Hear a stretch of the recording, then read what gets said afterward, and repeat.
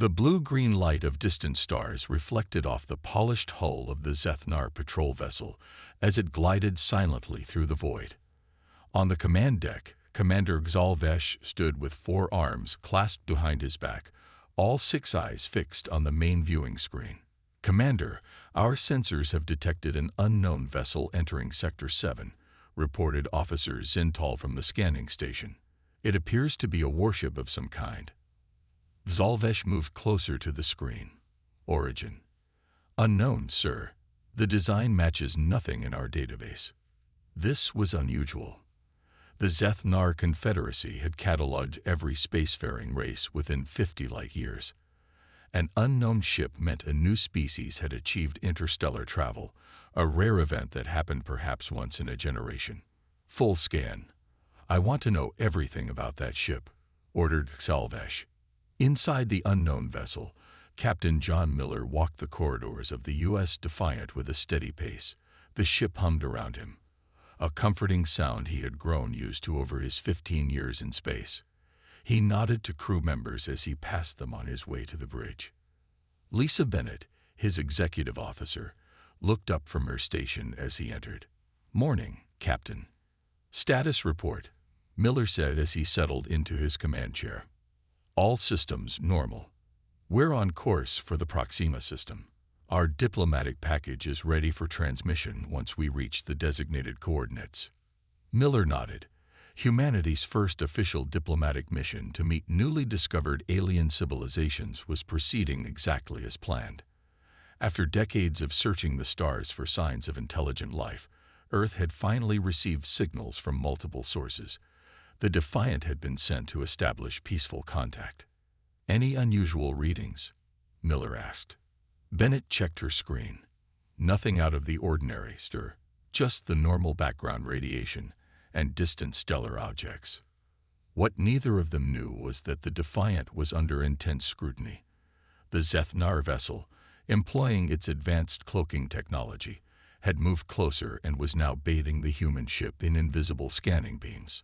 On the alien vessel, Xalvesh reviewed the incoming data with growing disinterest. "Their propulsion system is primitive, using basic nuclear fusion," said Science Officer Excel Moore. "Their hull is made of simple alloys, and their weapon systems are rudimentary energy projectors and kinetic launchers." Xalvesh made a dismissive gesture with one of his lower arms, hardly worth our attention. Another young species taking its first steps into the void. "Wait." Zelmore suddenly straightened, all 4 hands moving rapidly over the control surface. "I'm getting unusual readings from the lifeforms aboard." "Explain," commanded Xalvesh. "The biological signatures are unusual. Their neural patterns show complexity that exceeds our models, and there's some kind of energy reading I can't identify." For the first time, Xalvesh felt a flicker of interest. The Zethnar had been traveling the stars for 10,000 years. They had encountered and catalogued hundreds of species. Very little surprised them anymore. "Continue scanning.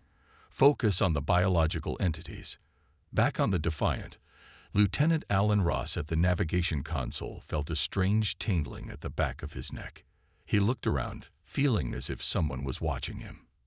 "Something wrong, Lieutenant?" Miller asked, noticing his discomfort. "No, sir. Just a feeling. Like we're not alone out here." Captain Miller smiled. "Space jitters. Happens to everyone sometimes." In the ship's engine room, Chief Engineer Frank Wallace checked the fusion reactor outputs. Everything was running smoothly, but he couldn't shake the feeling that something was off. The instruments showed nothing unusual, yet his 20 years of experience told him something wasn't right. On the Zethnar vessel, Selmore's excitement grew. "Commander, these beings possess something I've never seen before. Their brains have structures that allow for intuitive leaps in logic, and something our scientists have only theorized about: a natural ability to sense quantum probability fields." Xalvesh moved closer to the scanner display. For the first time in centuries, he felt genuine curiosity. "It seems," he said slowly, "that we may have found something interesting after all." Zelmore's fingers danced across the scanning console as he directed more powerful beams at the human vessel. The Zethnar science officer had never encountered readings like these in his 300 years of space exploration. "Commander, I need to increase scanning power. These humans have biological structures unlike anything in our records." Zalvesh gave a quick nod. "Proceed, but maintain cloak integrity. We cannot risk detection." The invisible beams penetrated deeper into the U.S. Defiant, passing through metal and plastic as if they weren't there.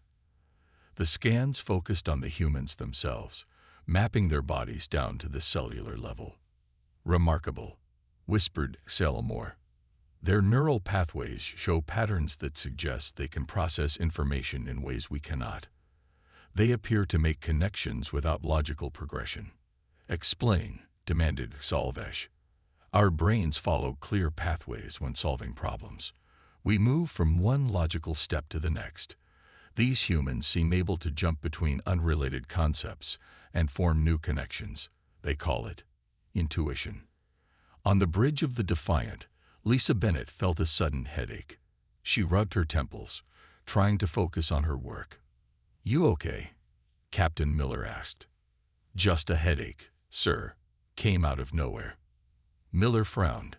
"That's the third crew member with a sudden headache in the last hour. Maybe we should have Dr. Lewis check the air filters." In the ship's medical bay, Dr. Sam Lewis was already noting the unusual number of crew members reporting headaches and strange sensations. "It feels like someone's looking right through me," said Petty Officer Grace Kelly as the doctor scanned her. "All your vitals are normal," Dr. Lewis said, checking his readings. "But I'll run some additional tests.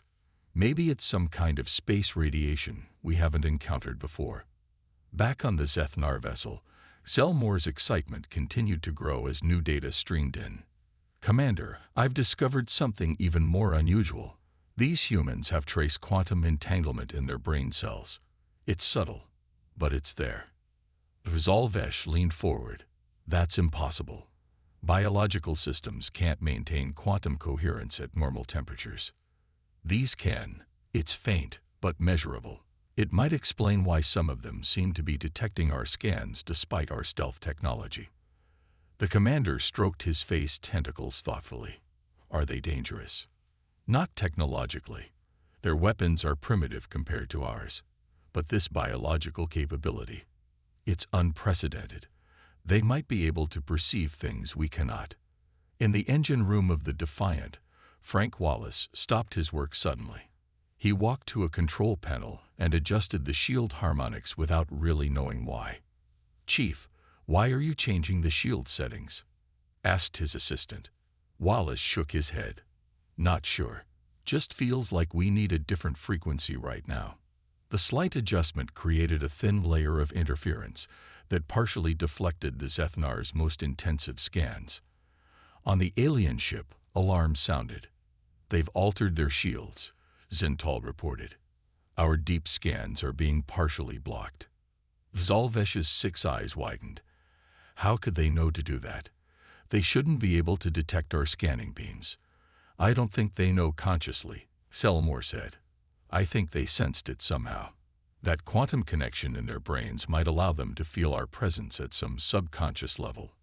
In the Defiance bridge, Captain Miller felt a strange sensation, like being watched. He turned to his security officer. "Jerry, run a full sensor sweep. Maximum range." Lieutenant Jerry Hughes nodded. "Any particular reason, sir?" "Call it a hunch." The human sensors swept through space, far less sophisticated than the Zethnar technology, but operated by minds that could make intuitive leaps. On the alien vessel, Zalvesh watched with growing concern as the human ship began actively scanning. "Have they detected us?" he asked. "Impossible," said Zintal. "Our cloak is perfect. But perfect by Zethnar standards might not be enough against a species that could sense the universe in ways they were only beginning to understand." "Sir," reported Hughes on the Defiant, "nothing on sensors, but—" He paused, unsure how to express his feeling. "But what, Lieutenant?" Miller prompted. But I'd bet my next shore leave there's something out there watching us. Captain Miller stood on the bridge of the Defiant, staring at the view screen that showed nothing but empty space. Despite what the sensors told him, he couldn't shake the feeling that they weren't alone. "Captain, I'm picking up something on long-range scanners," said Lieutenant Hughes. "Looks like an asteroid field ahead. It wasn't on our charts." Miller frowned. "Show me." The screen changed to display a dense field of tumbling rocks, some as large as small moons. The field hadn't been there when they planned their route. "Could be a recent collision between planetoids," suggested Lisa Bennett. "Or our charts might be outdated for this region." "Either way, we need to alter course," Miller said. "Plot a route around it." On the cloaked Zeth-Nar vessel, Commander Xalvesh observed the same asteroid field with concern. "This is unexpected," he said. "These asteroids were not here during our last patrol." "Analysis shows they're moving faster than normal for an asteroid field," reported Zintal. "Some kind of gravitational disturbance must have pulled them from a nearby belt." Selmore looked up from his console. "Commander, our current position will put us directly in the path of those asteroids. We should move." "Agreed. Take us to safe distance, but maintain observation of the human vessel." The Zeth-Nar ship began to move away from the approaching danger. But as they did, the alien crew noticed something strange. The human warship wasn't changing course quickly enough. "According to their trajectory, they'll enter the asteroid field in 10 minutes, said Zintal. "Why aren't they moving faster?" On the Defiant, alarms began to sound. "Captain, the asteroids have changed direction," Hughes reported, his voice tense. "They're accelerating toward us." "That's not natural," Bennett said. "Full engines. Get us out of here," ordered Miller. The Defiant's engines roared to life, pushing the ship away from the approaching field. But the asteroids seemed to be following them, growing closer by the second. "This isn't possible," said Hughes. "It's like they're being controlled." In that moment, Lieutenant Paul Carter, the tactical officer, felt a strange clarity wash over him. Without waiting for orders, his fingers flew across his console. "Firing point defense systems," he announced as he activated the ship's weapons. Miller turned in surprise. "Lieutenant." But before the captain could question the decision, Carter fired the weapons in a strange pattern. Instead of targeting the largest asteroids threatening their ship, he fired at seemingly random points in space. On the Zeth-Nar vessel, the aliens watched in confusion. "What are they doing?" asked Xalvesh. "Their weapons fire appears uncoordinated." Suddenly, 3 large asteroids that had been on a collision course with the cloaked Zeth-Nar ship exploded into harmless fragments. "Impossible," gasped Zintal. "They hit asteroids that were threatening us, not them. How could they know?" The Defiant continued firing, clearing a path not just for themselves, but also for the invisible alien ship nearby. Carter worked as if in a trance, his eyes half closed as his hands moved across the controls with incredible precision. "Lieutenant, how did you know where to fire?" Miller asked when the immediate danger had passed. Carter blinked, coming back to himself. I don't know, sir. I just felt like something else was out there. Something that needed protection too." Miller and Bennett exchanged looks of stunned surprise. On the Zeth-Nar ship, silence fell over the command deck as they processed what they had just witnessed. "They protected us," Xalvesh said quietly, "without even knowing we were here." "The quantum connection in their brains," Selmore whispered. "It must allow them to sense things beyond normal perception. This human didn't consciously know we were here, but at some level he perceived our presence and the danger we faced." Xalvesh stared at the human ship on their screen. For the first time in his long life, he felt something he hadn't experienced in centuries: awe. "We need to learn more about these humans," he said. "They are far more than they appear to be." News of the strange asteroid incident spread quickly through the highest levels of the Zeth-Nar Confederacy. Within days, their most advanced research vessel, the Quilanthar, arrived to join the patrol ship in observing the humans. Senior researcher Dana Willis, the most respected xenobiologist in the Confederacy, transported aboard Salvesh's ship immediately upon arrival. "I reviewed your scans during my journey," she said without greeting. Like most senior Zethnar scientists, she had little time for social niceties. "These readings cannot be accurate." Zelmore bristled slightly at the implied criticism. "I assure you, the scans are correct. I performed them myself." Willis waved two of her hands dismissively. "Then show me. I want to see these humans with my own eyes." On the Defiant, life had returned to normal after the asteroid incident. The crew had filed it away as just another strange occurrence in the vastness of space. Only Lieutenant Carter seemed troubled by what had happened. Dr. Lewis found him in the medical bay, staring at his own brain scans. "Something I can help you with, Lieutenant." Carter looked up. "Doc, have you ever heard of humans being able to sense things that aren't there? I mean, things that shouldn't be detectable?" The doctor sat beside him. "There are plenty of documented cases of intuition that seems to defy explanation." "Why do you ask?" "During the asteroid incident, I knew something was out there. Something besides us. I can't explain it, but I was absolutely certain." Dr. Lewis nodded thoughtfully. "The human brain is still largely a mystery to us. We only use a small percentage of its true capacity." In the ship's recreation room, Captain Miller played chess with Lisa Bennett. She moved her knight and captured his bishop. "Your mind seems elsewhere, John," she said. Miller sighed. "I keep thinking about how Carter knew exactly where to fire. It's like he saw something none of our sensors could detect." "Maybe humans have abilities we haven't fully explored yet," Bennett suggested. "Space is vast and strange. Maybe being out here awakens something in us." Hidden nearby, the two Zethnar ships monitored every conversation, every brainwave, every subtle interaction between the humans. Donna Willis watched in fascination as her specialized equipment revealed details that Selmore's initial scans had missed. "Incredible," she murmured. "Their brains show signs of quantum entanglement at the neuronal level. It's subtle, but it's there." "What does that mean?" asked Exalvesh. "It means they can potentially receive information faster than light. Their neurons might be entangled with particles elsewhere in the universe. In theory, this could allow them to perceive events before they happen or sense things beyond normal detection range." Zelmore looked troubled. "Is this natural or artificial? Could it be some kind of technology we haven't detected?" "No," Willis said firmly. "This is naturally occurring. These humans evolved this ability, which means..." "Which means what?" prompted Vtalvesh when she didn't continue.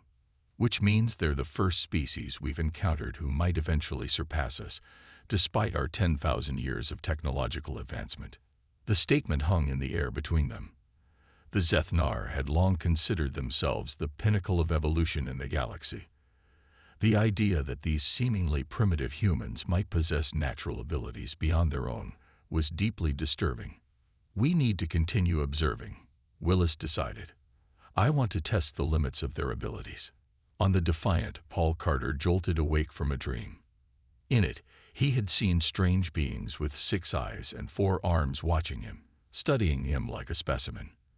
The dream had felt unusually real. He rubbed his eyes and tried to shake off the unsettling feeling. But deep down he knew. They were being watched. The news about the humans reached the Zethnar High Council. The 12 eldest members of their species gathered in their grand chamber on the home world, their faces illuminated by the soft blue glow of holographic displays showing the U.S. Defiant. "These readings cannot be correct," said Council Elder Vexcor, his voice creaking with age. "No biological species could evolve quantum neural pathways." "The evidence is clear," countered Elder Trinval. "These humans possess abilities we have tried and failed to develop artificially for thousands of years." The debate raged for hours. Some council members saw humans as a potential threat that should be contained or even eliminated. Others viewed them as a valuable opportunity for alliance and knowledge exchange. "We must decide," said High Elder Mesalon, the oldest and wisest among them. Do we reveal ourselves to these humans, or continue to observe from hiding? The council remained deadlocked. Half feared human unpredictability, while half saw their potential. After much debate, they reached an unprecedented decision. "We will reveal ourselves," announced Meslon. "For the first time in 5,000 years, we will initiate first contact with a species that has not yet reached our level of technological advancement." The orders were transmitted to Commander Xalvesh immediately. "Prepare for first contact." On the Defiant, Captain Miller called a private meeting with his senior officers. Lieutenant Carter, Dr. Lewis, Lisa Bennett, and Jerry Hughes gathered in the conference room. "I've brought you here because each of you has reported unusual experiences in the past week," Miller began. "Dreams, hunches, strange feelings. I'm having them too, and I think we need to discuss them openly."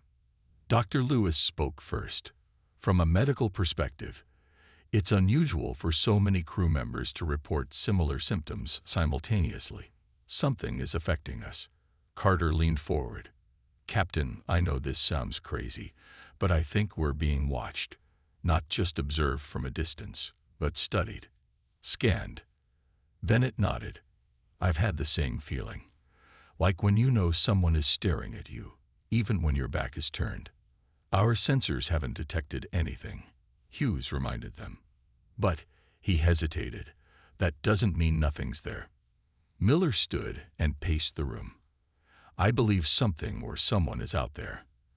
And I think some of us can sense them somehow, even though our technology can't." The officers exchanged uneasy glances. It sounded impossible, yet each of them had experienced it personally. "What do we do about it?" asked Bennett. "For now, we stay alert. I've adjusted our course to head back toward Earth space. If something is out there, I want to be closer to home when we find out what it is." Meanwhile, on the Zethnar research vessel, Dana Willis prepared the first contact protocols, while Xalvesh's ship maintained its surveillance. "We should make contact within 24 hours, Willis told Xalvesh. "Our linguists have analyzed their language and prepared translation matrices." Xalvesh seemed troubled. "The humans have changed course. They're heading back toward their territory." "Have they detected us?" "No, not with their technology. But," he gestured to the displays showing the brain activity of the human officers in their meeting, "they sense us nonetheless." Willis was about to respond when an alarm sounded. Zintal's voice came through the communication system, urgent and stressed. "Commander, 3 Krovac warships have just entered the sector. They're on an intercept course with the human vessel." Xalvesh's face darkened.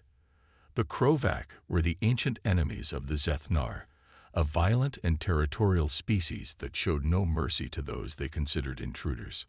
"How long until they reach the Defiant?" he asked. "Less than 1 hour. The humans have no idea what's coming." Xalvesh faced a terrible choice: maintain their cover and let the humans face the Krovac alone, or reveal themselves sooner than planned to warn the unsuspecting crew. "What are your orders, Commander?" asked Willis. Xalvesh stared at the image of the human ship, so vulnerable against what was approaching. "Alert the Council. The situation has changed." The first sign of trouble came when Lieutenant Hughes noticed unusual energy readings on his sensor display. "Captain, 3 vessels just appeared at the edge of our scanning range," he reported. "They're moving fast, on an intercept course." Miller moved quickly to his side. "Friendly." "Unknown, sir. Their design doesn't match anything in our database." "Yellow alert," Miller ordered. "Shields up. Lieutenant Carter, ready weapons but do not target." The crew moved with practiced efficiency. On the bridge, tension filled the air as the unknown ships grew closer. "They're powering weapons," Hughes said, his voice tight. Before Miller could respond, the space around them lit up with energy fire. The Defiant rocked violently as the first shots struck their shields. "Red alert." Miller shouted over the noise of alarms. "Evasive maneuvers. Return fire." In the engine room, Chief Engineer Frank Wallace fought to keep the ship's systems online as power fluctuated wildly. "We're routing power to shields," he called through the communication system. "We can't take many more hits like that." Communications Officer Maria Rodriguez worked frantically at her station. "Captain, they're not responding to any hails or universal greeting protocols." The Defiant shuddered again as more shots found their mark. The shields were weakening. "Those ships are too powerful," Bennett said. "We're outmatched." Miller's mind raced. They couldn't outrun the enemy vessels, and they couldn't outgun them. But maybe they could outsmart them. "Lieutenant Carter, fire pattern Delta in the asteroid field," he ordered suddenly. Carter looked confused for a moment, then understanding dawned. "Yes, sir."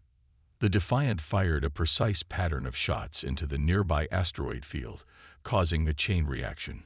Large rocks began to break apart and move, creating a debris field between them and their attackers. On the lead Krovac ship, Commander Greg Thull snarled in frustration as the human vessel disappeared behind a cloud of tumbling rocks. "Primitive tricks," he growled. "Follow them in and finish them." From their hiding place nearby, Jalvesh and Dana Willis watched the battle unfold. "The humans are clever," Willis noted as the Defiant used the asteroid field for cover. "But they cannot win against 3 Krovac vessels." Jalvesh remained silent, his 6 eyes fixed on the tactical display. The Krovac were known for their brutality. They would not take prisoners or show mercy. "Commander," Willis urged, "we must decide. If we help the humans, we reveal ourselves before the Council's timeline. If we do not, they will almost certainly be destroyed."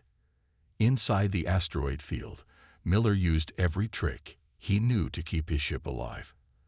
Carter fired the weapons in strange patterns, not just at the enemy ships, but at specific asteroids, using the explosions to create more debris and confusion. "Sir, our shields are down to 20%, Hughes reported. "Hull breach on Deck 4, added Bennett. "Emergency force fields holding, but we're taking heavy damage." Miller knew they couldn't last much longer. But surrender wasn't an option. These attackers had made no attempt at communication. Their intentions were clear. "Keep firing," he ordered. "Use the asteroids for cover between shots." On the Zethnar vessel, Jalvesh came to a decision. The Council ordered first contact. They did not specify the circumstances. He turned to his weapons officer. "Drop cloak. Target the Krovac vessels."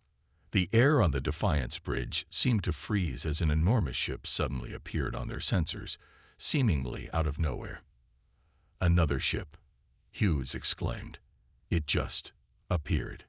They watched in stunned silence as the new vessel fired upon their attackers with weapons far more powerful than anything they had seen before. The first Krovac ship exploded in a brilliant flash of light.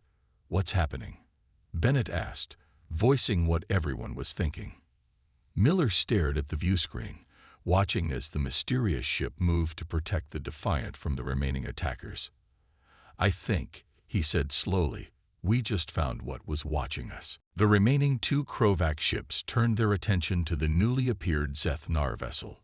Energy weapons flashed across space as the battle intensified.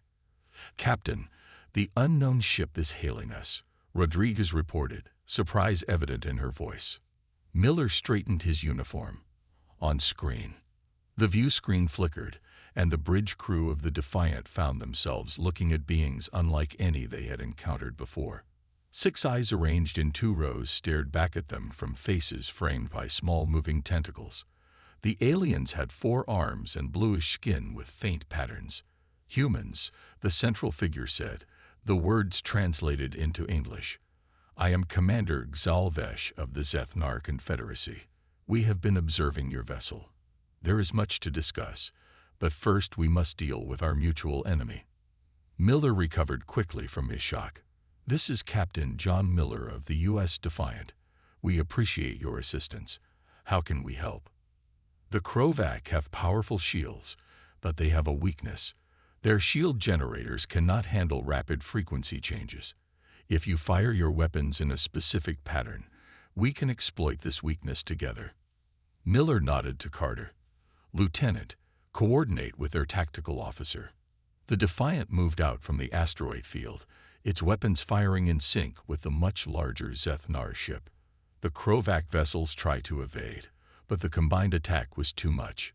One ship's shields failed, and it exploded under concentrated fire. The last enemy vessel turned and fled. "They're retreating," Hughes reported, unable to keep the excitement from his voice. Hazalvesh reappeared on the screen. "Captain Miller, your ship appears damaged. We have medical and repair technology that may assist you." Miller looked at Bennett, who nodded slightly. "We would welcome your help, Commander. And perhaps some answers about why you've been watching us.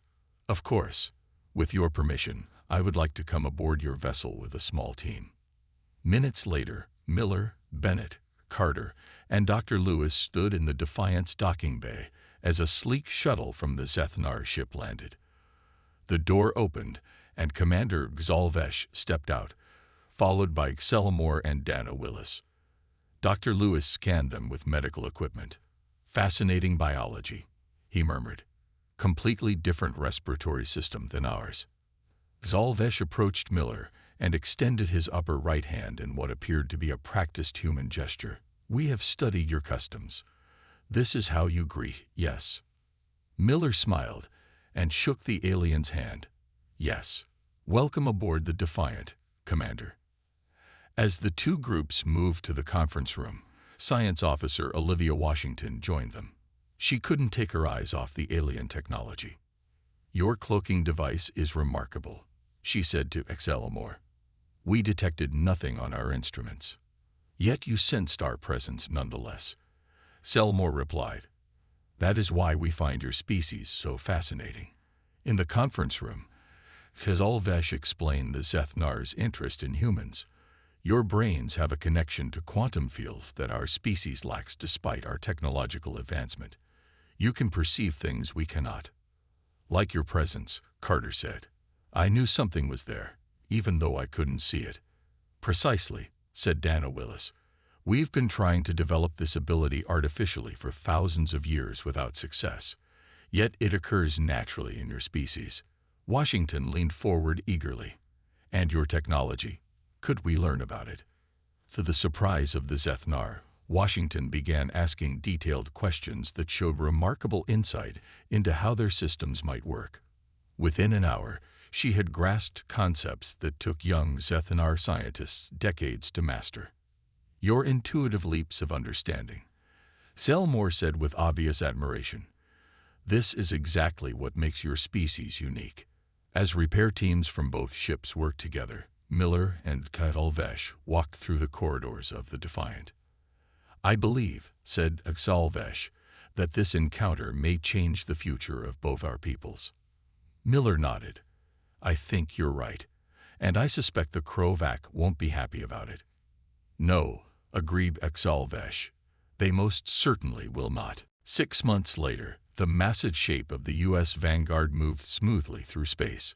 The ship was unlike anything humans had built before, its hull a blend of Earth metals and Zeth-Nar alloys. Inside, humans and Zeth-Nar worked side by side on a bridge that combined the best technology of both species. Admiral John Miller, recently promoted after the historic first contact, stood at the center of the bridge. Beside him was Commander Xalvesh, now serving as the official liaison between their peoples.